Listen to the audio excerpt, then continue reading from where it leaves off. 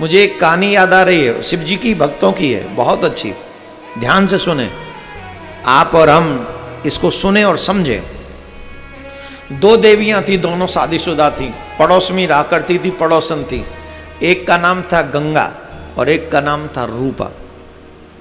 एक का नाम था गंगा और एक का नाम था रूपा। तो जो रूपा थी, अब तो इसके नाम में ही रूप है तो फिर समझ लो, ये रूपा ऐसी थी कि किसी से सीधे मुंह बात ही नहीं करती थी। एक भी दिन ऐसा नहीं होता था जिस दिन ये किसी से लड़े ना। और किसी को लड़ना ही नहीं है, इसको लड़ना है। कई लोग ऐसे होते हैं जिन्हें बिना लड़े नींद नहीं आती। हमारे ब्रिज में कहे अटक लड़ाई लेके चला, अटक लड़ाई ले ये जबरदस्ती किसी को नहीं लड़ना, पर उसको लड़ना ही, उसका स्वभाव है वैसा, उसे लड़ना ही लड़ना है। तो वैसी थी, कोई सामने से आ जाए, झाड़ू लगा रही हो, ये इधर से झाड़ू लगा रही हो, पहले अपना झाड़ू उधर, कूड़ा उधर फेंकेगी और वो बोलेगी तो फिर ये सवा शेर बोलेगी। तो इसके स्वभाव को पूरा मोहल्ला जानता था, इसलिए इससे कोई लड़ता ही नहीं था। जानती गंगा भी थी इसे, पर गंगा के साथ इसका आना जाना था, उसके साथ आना जाना इसका था गंगा के साथ। दोनों ही शिव जी की पूजा करती थी, दोनों ही। गंगा भी शिव की पूजा करती थी, रूपा भी करती थी। बगल में एक बगीचा था, बगीचा किसी तीसरे का था, तो वो बगीचे वहाँ फूल लगे हुए थे। अब ये फूल लेने जाती तो ऐसे जाती कि गंगा से पहले जाए और जो फूल हों वो ले आए और जो बचे उन्हें तोड़ाए। किस लिए? बोले उसको नहीं मिलने चाहिए, उसे शिव जी पे जल्द फूल चढ़ाने के लिए नहीं मिलने चाहिए, क्योंकि शिव जी की पूजा सिर्फ मैं ही करूं, मैं ही शिव जी को अच्छी दिखूं। मैं तो देखते हो शिव जी आप पे फूल चढ़ा रहे हूं, वो तो देखो फूल भी नहीं चढ़ा पाती, खुद तोड़ के आ जाती है, बिगाड़ के आ जाती है। और फूल वाली कहती है भाई तेरे को पूजा के लिए फूल चाहिए, एक आध फूल ले जाकर, दो चार ले जाकर, फूल भी ले जाती है और तू फूलों को तोड़ भी जाती है, तो ठीक नहीं है। तो पता है रूपा क्या कहती है? वो कहती है शुक्र कर के मैं सिर्फ फूल ही तोड़ के जाती हूं, तुझे नहीं तोड़ती, और तुझे तोड़ दूं तो क्या कर लेगी? तुझे तोड़ दूंगी, तेरा पेड़ पूरा बगीचा तोड़ दूंगी। जुबान में लड़ाई हो मेरे से? मेरी मम्मी ने मुझे सिखाया है किसी की दो सुन के नहीं आनी, किसी को चार सुना के आनी। और मैं चार नहीं सुनाती, मैं पूरे 25 सुनाती हूँ। बगीचा वाली ने हाथ जोड़ लिया, बोल तू जा देवी, गलती है गई, तू तोड़ जाए, आपका जो तेरा मन करे सो कर जा, पर तू यहां पे जा। भेज दिया, जाओ, चली आई।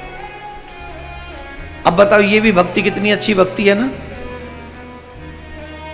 मैं ही भक्ति करूं, बाकी सब, कई बार हमको भी दिख जाता है कथा पंडालों में ऐसा, अपना आसन सबसे आगे, बाकी के सबका आसन वासन रासन सबका पीछे, है ना, ऐसा कर देते। बोलो राधे राधे। देखो इतने धीरे बोलोगे तो हाँ।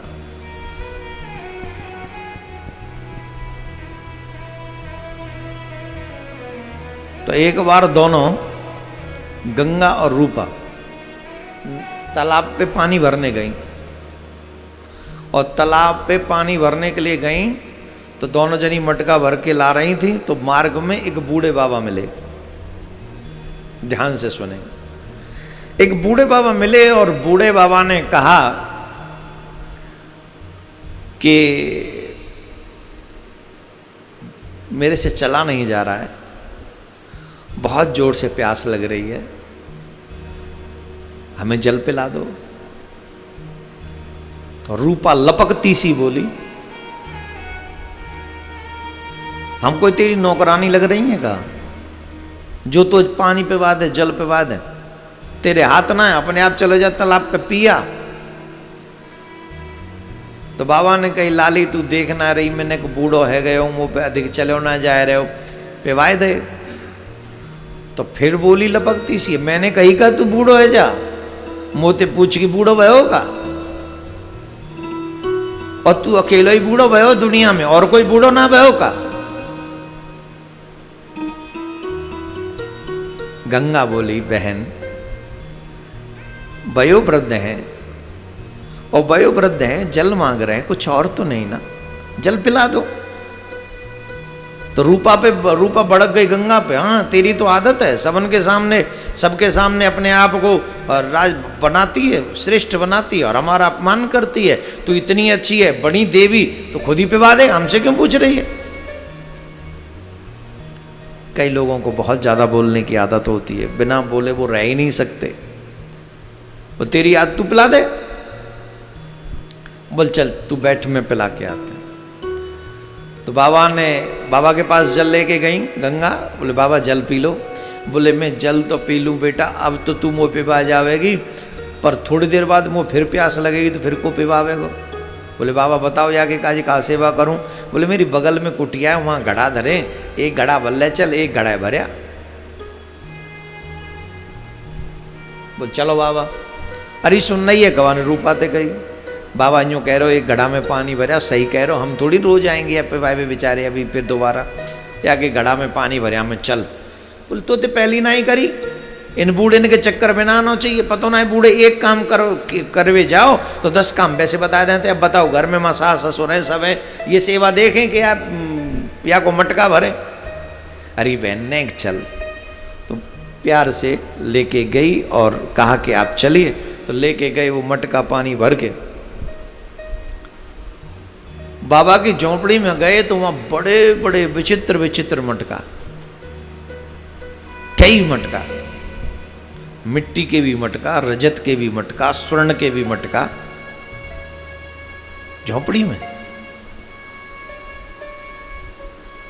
रूपा की नजर तो बस सोने के मटका पे है ना। गंगा ने कही बाबा कौन से मटका में जल भरूं। बोले बेटा काऊ में भर दे, वही मैं तो पी लूंगा। तो गंगा ने मट्टी के मटका में, क्योंकि जल वही में अच्छो रहे, ठंडो भी रहे, वही में डाल दे, ले। रूपा बोली बाबा तू बूढ़ो है गया, इतने मटकानों को कहा कर है तू, यहाँ ऊपर से सोने को भी मटका कहा करे इन मटकान को। तो बाबा ने कही देख बेटा मुँह मटका रखबे को बड़ो मेरा स्वभाव है, मुँह अच्छो लगे कि मेरे झोंपड़ी में कुटिया में मटका हो, परंतु ये मटका साधारण मटका नहीं है।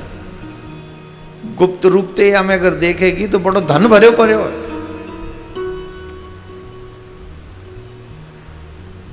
और ये मटका मैंने अपने काज ना रखे, जो कोई मेरे पास आवश्यकता अनुसार आवे मैं वाकू ये मटका दे दूं। तो रूपा की नजर तो ही सोने के मटका पे। रूपा बोली बाबा अब अगर मोह आवश्यकता होगी, पर मोह काय को दोगे, मैंने तो तुम्हें पानी क्यों ना, मैंने तो तुम्हें जल ना पिवाया, अब तुम मोह तो ना दोगे। बाबा बोले ना तुमने मुझे जल नहीं पिलाए, तुम्हारा कर्म है, लेकिन मुझे लगेगा कि आवश्यकता अनुसार तुमको इसकी आवश्यकता है तो मैं तुम्हें अवश्य दूंगा। मैं अपना कर्म क्यों बिगाड़ूं? तुमने मुझे जल नहीं पिलाया, ये तुम्हारा कर्म है, लेकिन मैं तुम्हें न दूं तो मैं अपना कर्म क्यों बिगाड़ूंगा? तुम्हें आवश्यकता होगी तो तुम्हें अवश्य दूंगा, परंतु मुझे लग रहा है अभी तो तुम्हारे पास अच्छा मटका है, पर्याप्त है, तुम्हें इसकी आवश्यकता ही नहीं है। गंगा बोली बाबा हम चलें, विलंब है गए हो। बोले ठीक है बेटा जाओ। अब तो महाराज चल दिए, वहां से गए दोनों। अब ये घर पहुंच गई। अब घर पहुंच के समिया दिन प्लानिंग यूं करती रही कि जी मटका कैसे मिले। रात भर नींद नहीं आई रूपा जी को। रूपा जी कह रही हैं कि जी मटका कैसे आवे।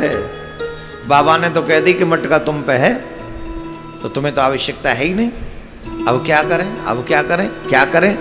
तो ये सोच सोच के रात्रि भर वो अपना दिमाग दौड़ाती रही, प्लान कर लिया। धोता है उठत खाट पहुंच गई गंगा के पास, चल रही ना है कहाँ? बोले जल भल्ला में। अभी सवेरे सवेरे, अरे चल पहले जल भल्ला में फिर देखेंगे, दूसरे काम बाद में करेंगे। बोले ठीक है चल।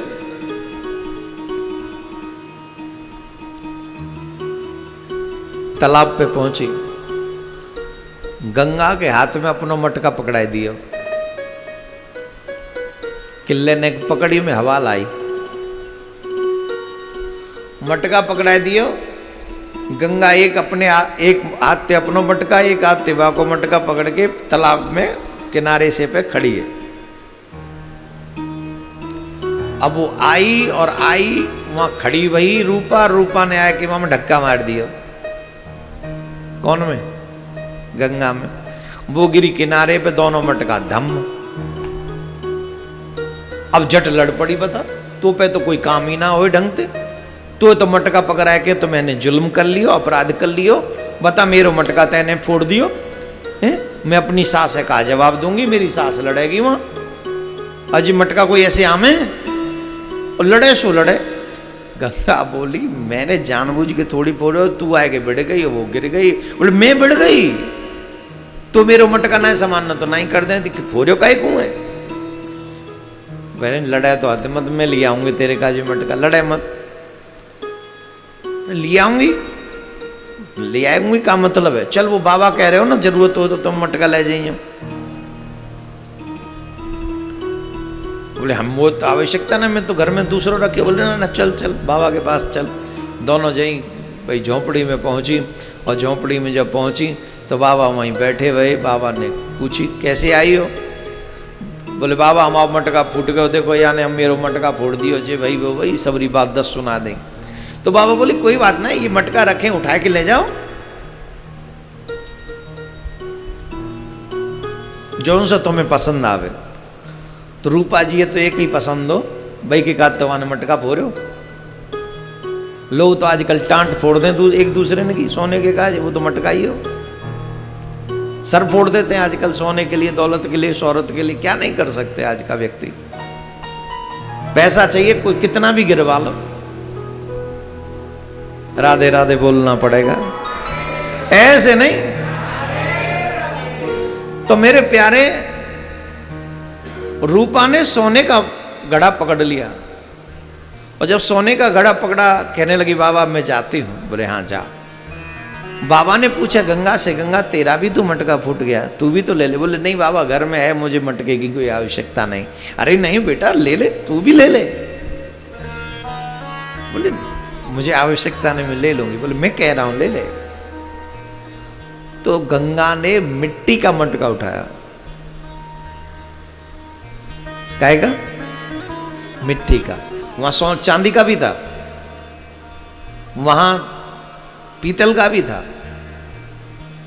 लेकिन गंगा ने उठाया मिट्टी का। और उसने मटका उठाया और बाबा को प्रसन्नता हो गई, अंदर से प्रसन्नता हो गई। अब ये तो दौड़ी दौड़ी गई क्योंकि बाबा ने कहा गुप्त रूप से इसमें धन है, इसमें गुप्त रूप से धन है। जब तुम इसे ऐसे उल्टा करोगी तो इसमें से धन निकलेगा। तो रूपा दौड़ी दौड़ी घर गई, तालाब पे नहीं गई, भरने नहीं गई, पहले यह धन खिलाऊं। और जब गई तो वहां पहुंची, पहुंच के उस मटके को उसने उल्टा किया तो उस मटके में से कीड़े ही कीड़े निकले। और ऐसे कीड़े की पूछो ही नहीं, खाने लगे उस रूपा को, उसके शरीर को नोचने लगे, उसका शरीर सूज गया, वो रोने लगी, वो चीखने लगी, वो चिल्लाने लगी। अब रोवे सो रोवे। दौड़ कर गई गंगा के पास में, गंगा ने वो मटका खिलाया तो उसमें से स्वर्ण बह रहा था, उसमें से मिट्टी के घड़े में से सोना ही सोना बह रहा था, सोना ही सोना गिर रहा था, सोना ही सोना, सोना ही सोना। सोने के घड़े में से कीड़े निकले और मिट्टी के घड़े में से सोना निकला। अरे ये बाबा ने तो मेरे संग बड़ा बुरा किया, अब तो बाबा को गोसे। चल चल बाबा देखूं वो कीड़ा खाएगा, देख मेरा पूरा शरीर सूज गयो। लेके भागी, बाबा के पास पहुंची और बाबा झोंपड़ी में ही बैठे। बाबा मैंने तेरो ऐसो कहा बेगा, अरे तू जलना पिवायो त्यागो मतलब तुम वो कीड़ा पे खब्बावेगो। कैसो बाबा है, कैसो बड़ो बूढ़ो, तो शर्म ना आवे भैया ने तू कीड़ा पे खब्बावे। जो बोलती हैं वो देवियां बहुत अच्छा बोल लेती हैं, हाँ ऐसा से बोलती हैं आप सुन नहीं सकते। जो मुझे इस समय सुन रही मैं उनसे नहीं कह रहा हूं यहां या यूट्यूब पे ना, वो बहुत अच्छी हैं।